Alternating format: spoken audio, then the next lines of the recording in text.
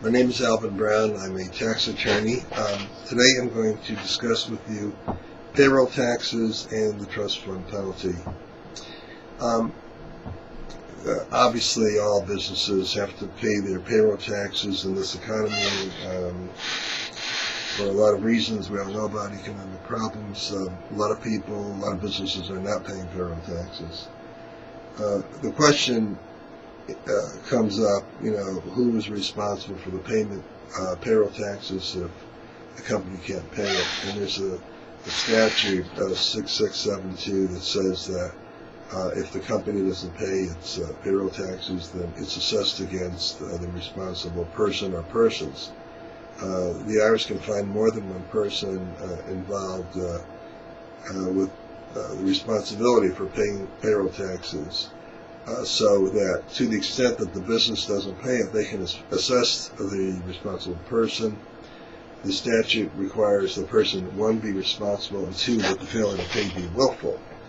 A lot of times people don't know that it's not being paid, and so that would meet the willfulness requirement. The IRS is very aggressive in these cases, and they assess everyone they can, they think, who might be involved in the failure to pay the payroll taxes. I get a lot of issues that have been successful on where people claim they were not responsible, and I will represent them on the fact that they are not responsible. It's a very heavily litigated issue, and there's a lot of case law on it. I've been successful in it. If I think you're responsible, if you think you're responsible, I wouldn't even go there. It's only for those people who think that they're outside salespeople. The courts look at a lot of factors, who made the decision to pay or not pay, who had signature authority, officers, equity in the stock. They look at all these factors. Not one is determinative, but the largest factor is who is the person that made the decision. Don't make the payroll tax payments, and that person will get hit with the trust fund recovery penalty. In many cases, that trust fund penalty can't be collected. In that case, I can do an offer in compromise for the business, and I can do an offer in compromise for the responsible person. And that's one way to get out from under that. Curiously, the payroll taxes can be eliminated in an offer of compromise based on collectability. Certainly you can't do it based on liability. You can only do it based on collectability.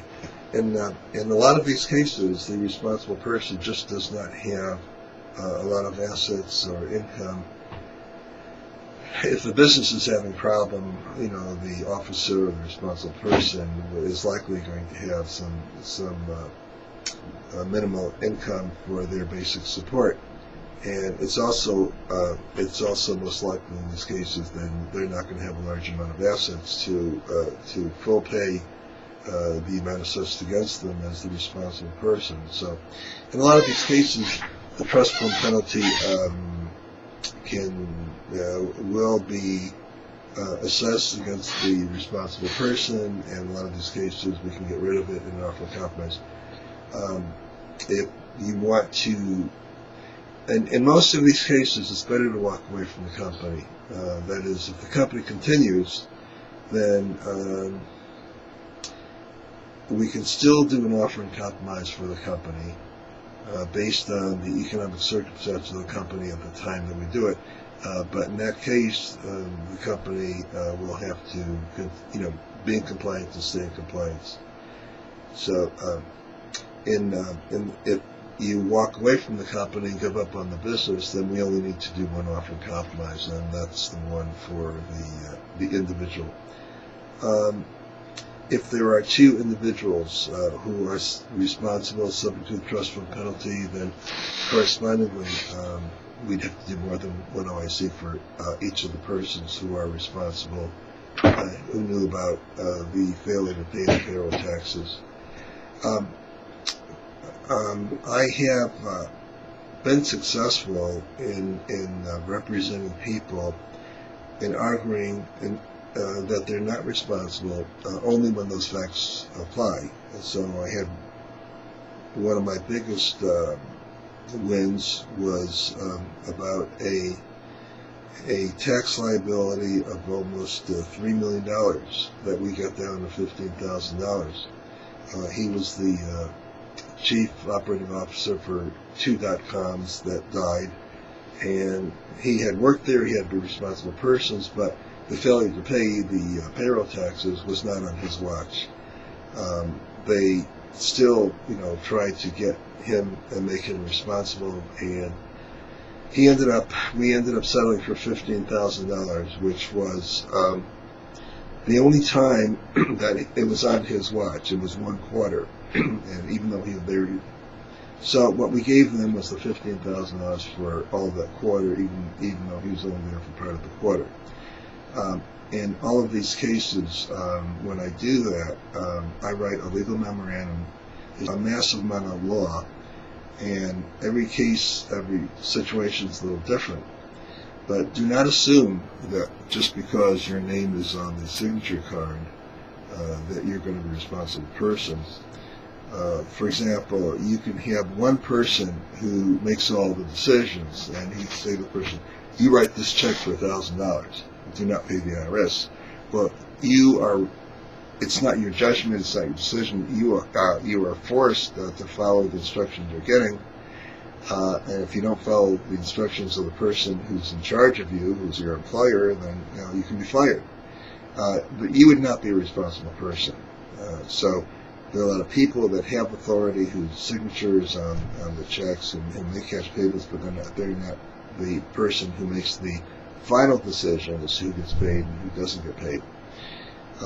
It's an issue that comes up frequently. Anytime a business is behind in their payroll taxes, you can be sure the IRS is going to examine that and look for responsible people, make decisions on that, and assess the trust fund penalty. Very, very common. And at this particular time, in this economy that we're in, good Lord, a lot of businesses are having a lot of problems, so I expect to see many more of these cases survive. Look, if you have any questions on this particular subject, whether it's the business liability or individual liability, who's responsible, who's not responsible, what's willful, what's not willful, you can give me a call. I'll give you a free consultation. My name is Alvin Brown. You can ask for me. My email address is ab@irstaxattorney.com. My phone number, where you can call me directly, is 703-425-1400, extension 106. If that line is busy, you can reach my assistant on extension 111 or extension 104. Anyhow, good luck. I hope you don't have this problem. If you do, then give me a call. I'm sure I can help you. Thanks for watching.